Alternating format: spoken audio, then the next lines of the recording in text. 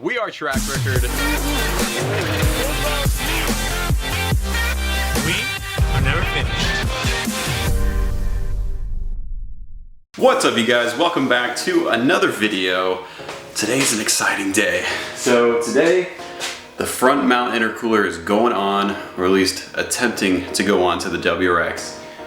I'm doing this by myself today, but that's okay. I don't think it's gonna be necessarily a two-person job.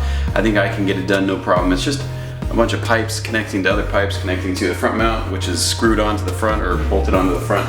We haven't added power to this car in forever. This has been at, for those of you who are new to this channel, 300 horsepower, got some basic stuff done, full turbo back exhaust, some supporting stuff in the engine. I have an intake, a couple other things just to keep everything running smoothly, and just a Pro Tune, and that's pretty much it. So this is the beginning of phase 2, and I know I keep saying it, but it's the beginning of phase 2 for this car, which is gonna be epic. It's gonna be awesome. So if you guys wanna see that, if you're interested, stick around, subscribe if you haven't. If you enjoyed this video, remember to like it. Neverfinish.com if you guys want the WRX shirt, which I'm not wearing, posters, stickers. If you guys wanna support this channel, check it out, and let's just get into this.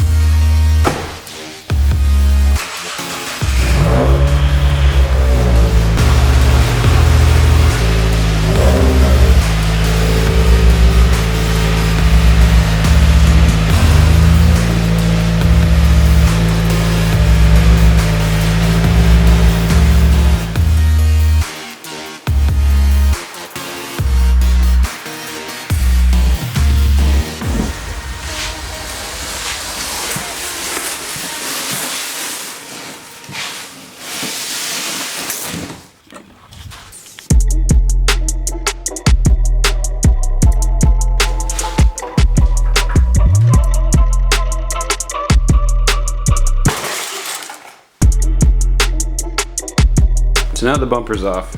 First order of business is to get this front crash bar off, because this is where it's going. I see 2 bolts right here, 2 bolts down there, and probably the same on the other side, and I think that should be it.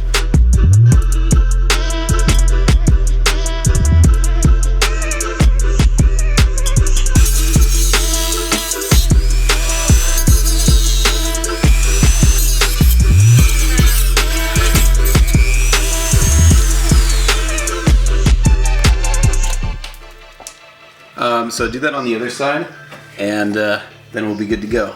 Oh, I found a pop clip. I've been missing these. Let's do this. This horn is going to be in the way of some of the piping and components, I believe, that come through here. So we're just going to need to pop this out of the way, just unscrew this bolt, just to loosen it, not all the way. Rotate it up like that, and then screw it back in.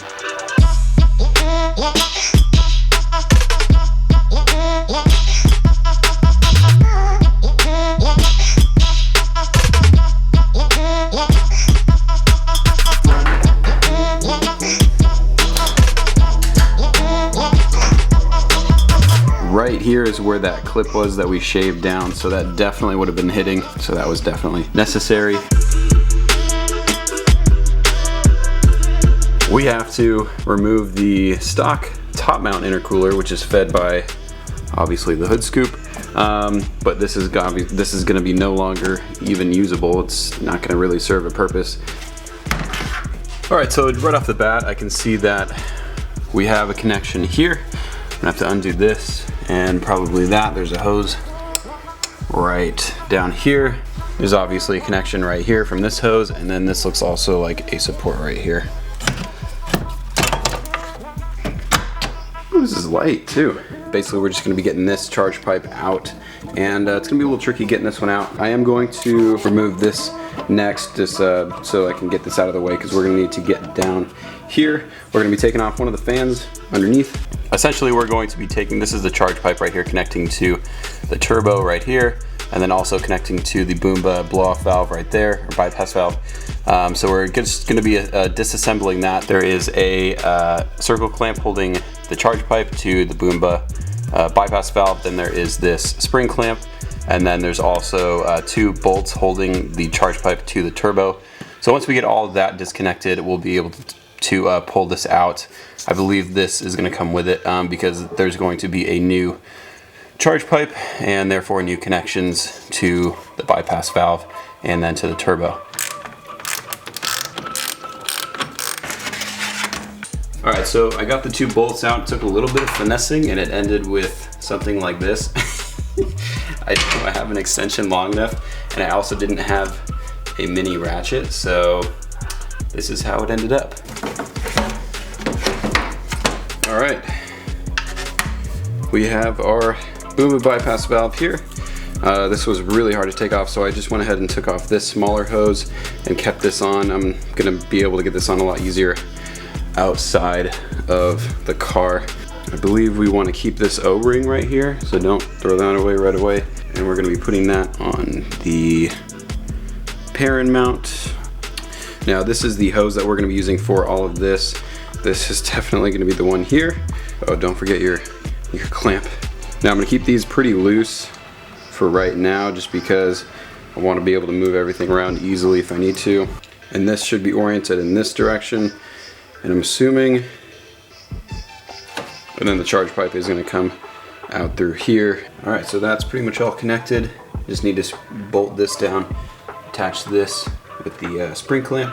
Alright, it's now dark outside, so got everything back together down there. These 2 bolts were kind of a pain to get back in, just because it is a tight fit, but was able to get these clamps on. Alright, so next we're going to attach this pipe. Sorry, it goes this way. This pipe here, and we're going to be attaching this step down piece from here to here. But I did notice a problem, because this is going to go in like that, and then that's going to come up. But the problem is that black piece is blocking it. Now I have the Cobb intake, and for whatever reason, I didn't even realize this, their box that they provide has this covered piece right here. That is blocking this intake tube, so I'm gonna either have to just take that off or just cut it off in order to get this tube through, so it's a little overkill. Alright, so I think I found a solution for this.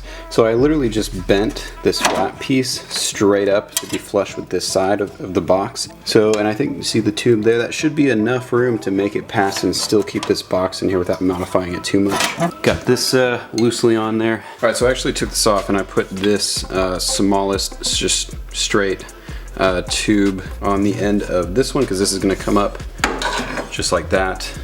So I got some clamps on this one, tighten this one down. I'm gonna leave this one loose for our next connection over here. This next one is going to be another small tube, just shaped like this. This is basically gonna bridge the gap of this one that we just put in to the one that we put in earlier. Again, don't forget your O clamps, your ring clamps. Actually fits in really well. The fitment is perfect. All right guys, so I actually hit a perfect stopping point for tonight.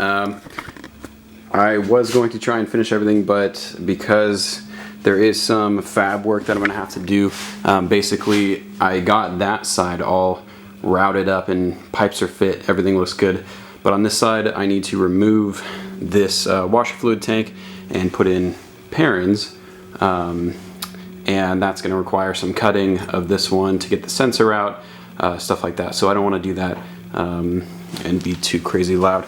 So I'm gonna wait and do that tomorrow. Everything is all tightened up here, so this side should be totally done and ready to go. It's just that side that basically goes from here under there and then to this inlet over here. I covered up this with tape so nothing gets in there. PERRIN did also supply a coolant overflow tank, so that I'm going to be installing with this as well. That is going to replace this guy right here, so that'll be good. So basically I'm just going to close up everything, kind of move stuff around in my garage, and then just push the car in. I don't want to start it or anything, so I'm going to call it a night, but this will be really quick for you guys, so let's just get that over with.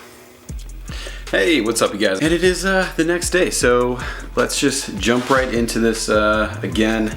So the next step is basically removing this windshield washer fluid reservoir. I already drained it into this bucket. I'm probably just gonna end up putting new stuff in. I'm not sure exactly how the new one is going to go in and how that's going to affect filling it up and whatnot, so we'll figure that out. There is just a bolt here on this side. There's one way in the back there, which is a little tricky to get to, and then I think, oh yeah, there was this one right here. So, gosh, look at this mess, this wire. So I gotta clean this up. This is so bad. There's a sensor here on the bottom that I actually just unplugged and let it drain into here. And then on the bottom, the tricky part is also going to be getting this, looks like another type of sensor or wire going into the bottom. I'm gonna be unplugging that with probably just like a screwdriver. And just so you remember, this is the washer pump, I believe. This went into this gasket here, and then that went into there. So we're keeping this off to the side.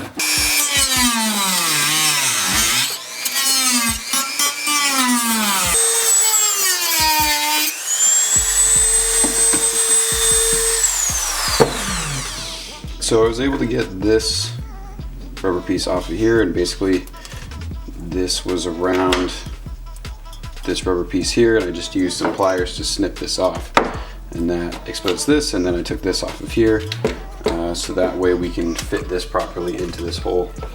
And first, I'm just gonna get this back into here. And just so you guys know, before you put these in, make sure you grease them so that they fit in there nicely and they don't push any of the rubber around.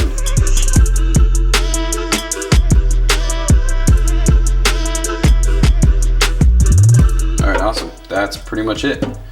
So we're gonna go ahead and get this back on the car. Alright, so next up is taking out the coolant, the overflow coolant reservoir.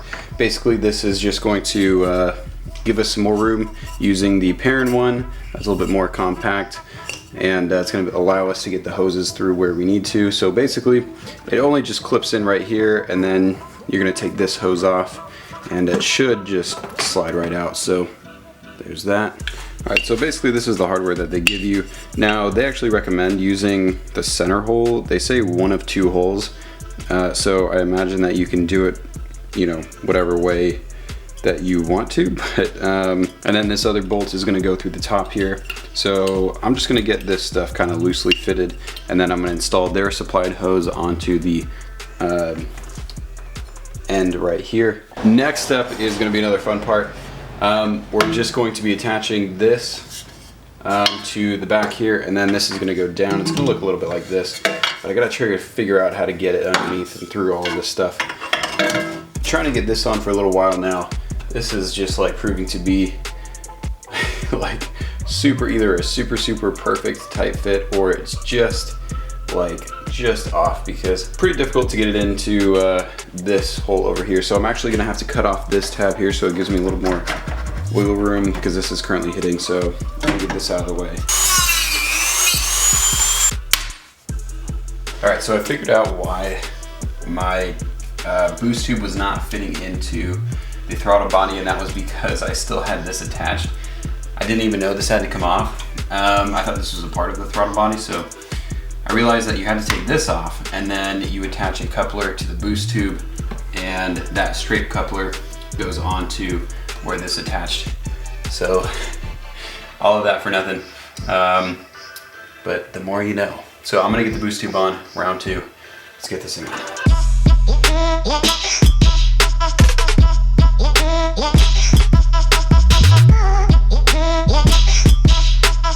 So everything is pretty much in its place now. I actually got the coolant coolant reservoir back on. It's parents suggest putting it over there, but because I have the cob intake, I have the box around it that I kind of want to keep. So I actually just put the coolant reservoir here, and using the C-clamp that they give you, I was able to get it onto a hole that is directly below it right here. It was pretty difficult. It required two people to do, so it's just a really tight fit. I had to take this off just to reach this again, and it's a tight fit, but everything does fit. So now I'm just rerouting the hose. I'm just gonna cut it short so it's not so long, and then I can attach it to this again. And I think that's pretty much it. All right, you guys, so it's finally done. The front mount intercooler from PERRIN is installed in the WRX, and I couldn't be more happy. It was a little tricky, but we managed to get it all in and done. I'm just super pumped to get this on the dyno and get it pre-tuned, get it pro-tuned again. That's gonna be awesome. But first, before I do that, the reason that I haven't put everything back together yet is because I'm gonna be installing the Cobb Flex Fuel kit, and that does require getting underneath the car into the downpipe and stuff like that. So I just left everything off. I'm gonna do that probably tomorrow night. But that'll be another video for you guys. I'll just drive it right to the shop to get it protuned, and hopefully we'll be hitting much bigger numbers by then on E85. So I'm so excited. As always, we're never finished, and we will catch you in the next one.